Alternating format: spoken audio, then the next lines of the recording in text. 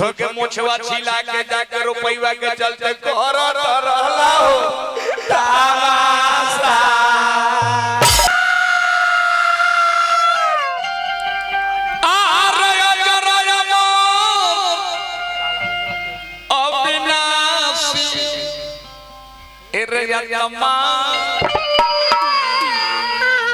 Sweetie हो रे आत्मा रे आत्मा अजर अमर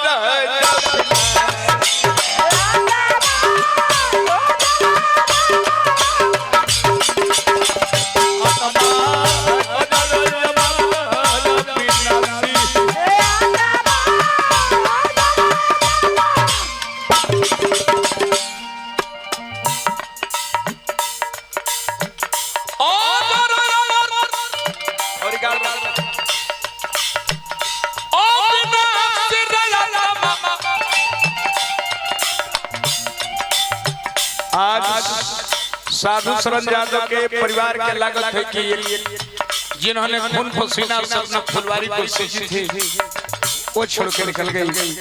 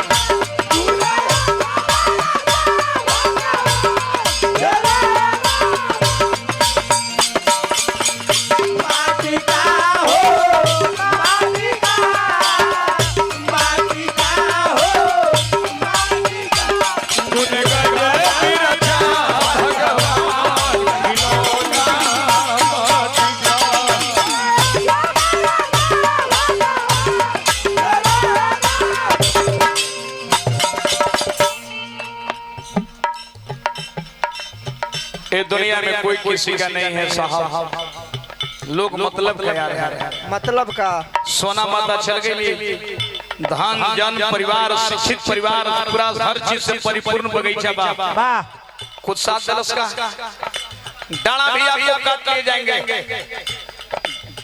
ऐसे कहना है एक दिन समय हर मृत्यु आपका मृत्यु की खबर लाती है। सोना माता की मृत्यु हम लोग का मृत्यु की खबर लाई है। एक दिन हम मर जाएंगे, आप भी मर जाएंगे।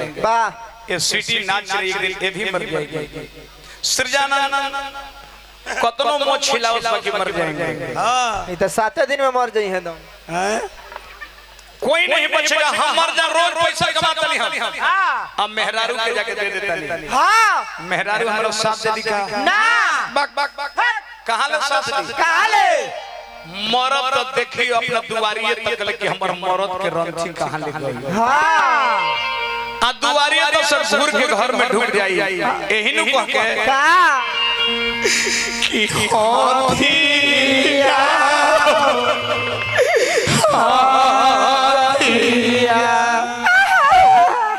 सिरजना तू मर जाते। हां तोहरो में राज साथ आदमी दुआरी तक ले साथ दी। हां तोहरो में राज इनु को के डूब जाई का कि बेआसा हो लीलगाया सा झूठो के मोछवा छिला के जाके रुपैया के चलते करत रहला हो तमाशा। श्मशान तक साथ देगा। अगर बेटा है तो मुंह में अग्निदान तक साथ देगा। इस शरीर भी किसी को साथ नहीं देगा। नहीं श्मशान में राख के ढेर बन के रह जाएगा। तो बंधु कहना है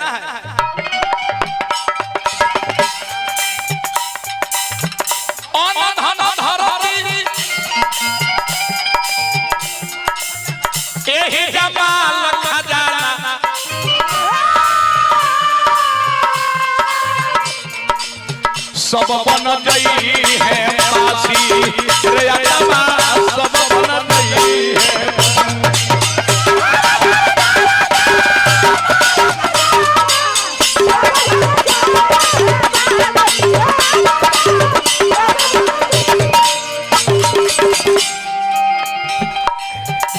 हे बानर बाबा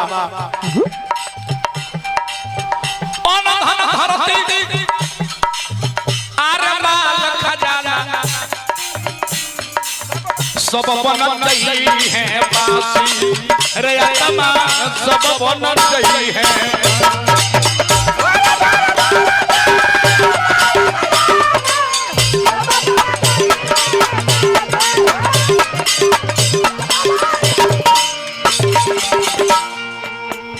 ये नगरी का नाम मृत लोक है साहब। ये जब भगवानों के बाबू महीना रही हैं तो सोना माता कैसे रही है? भगवान नर रूप लेकर ही वहु गई है। ये दुनिया में ना केहू रहल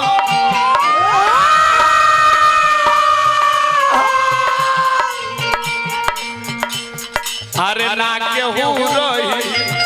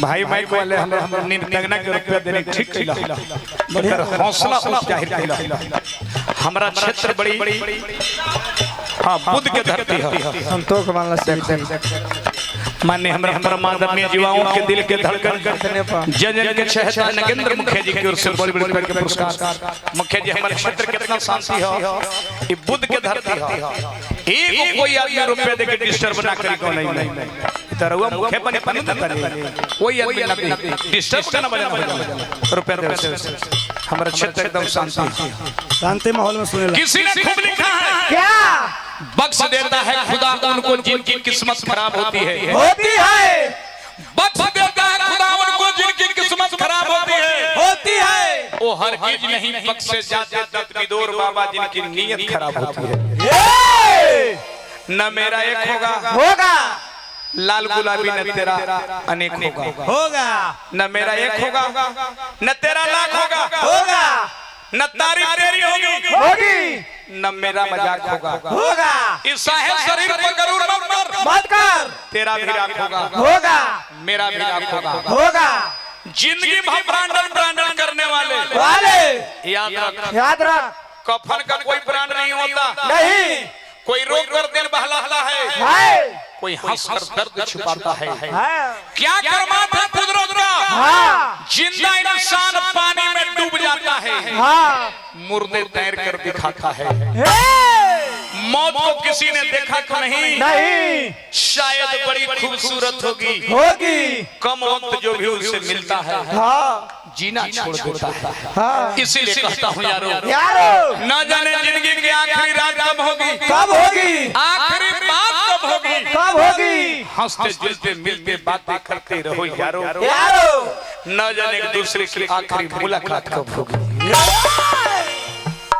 हमार धरती हमार घर हमार जायदाद हमार घोड़ा हमार बेटा हमार पुत्र सारा का सारा माया है सब माया है सोना माता के कौन सा का हम गाने वाले हैं नाचने वाली है हमरा नगेंद्र बाबू मुखिया के पद पर हैं, ये लोग यूट्यूबर हैं, सब कोई अपना ड्रामा हम लोग कर रहे हैं। हां, ई धरती एगो स्टेज है आ ड्रामा कर कर के अपन अपन चल जाए के बा। एहू एगो ड्रामा करता नहीं, मुंह छिला के माई के ममता के बेहाया बनावे है। कम ड्रामा भाई कहे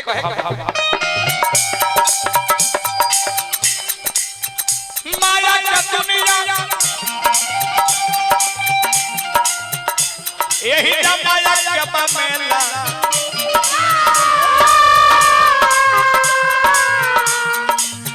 एक कर में करे के पठेला ये मुखिया जी एक कर में करे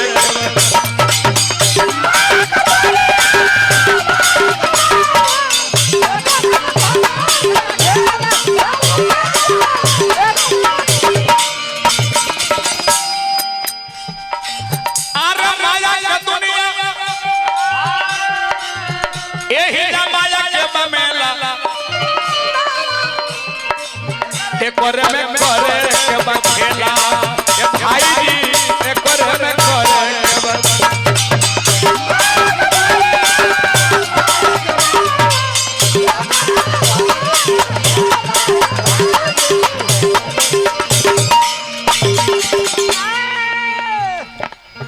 कहे सुदर्शन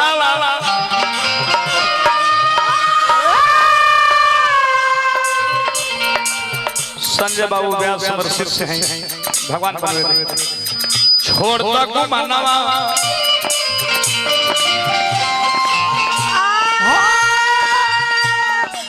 किया रखो है सुदर्शन